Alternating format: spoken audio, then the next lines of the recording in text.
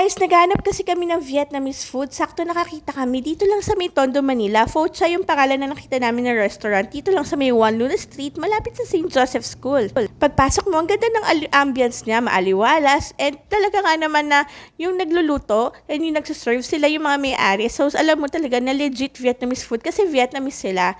Check nyo na lang yung Facebook nila. Alam ko may updated menu nila. So, kita nyo naman, affordable yung menu nila and big serving din. And talaga namang masahog. And talaga namang masarap. Ito nga pala yung order namin. Sa akin, in-order ko yung braised pork rice bucket na large. Tapos kay Habi naman, yung beef rice bucket na large. Siyempre large din. So, ayun, makikita nyo kung gaano kalaki. Diba? Kita nyo, ang laki. Tapos nag-extra din kami na egg para may egg. Umorder din nga pala kami ng pho noodles nila. Kita nyo, muusok-usok pa. Tsaka talagang malaki, o, diba? Maraming sahog. So, kay Habi, ang in-order niya, yung beef balls pho noodles. Yan, o, kita nyo talaga nga naman. Oh, diba?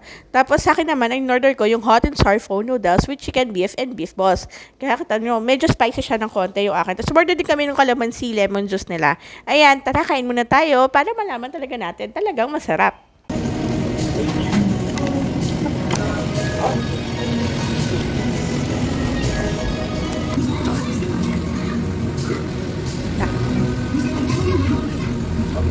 Try nyo na rin dito guys. For sure magugustuhan nyo rin to. So check nyo na lang yung Facebook page nila. So dalawa kasi yung nakita ko. Hindi ko alam kung alin dyan. Syempre follow nyo na lang din. And don't forget to follow me. Thank you!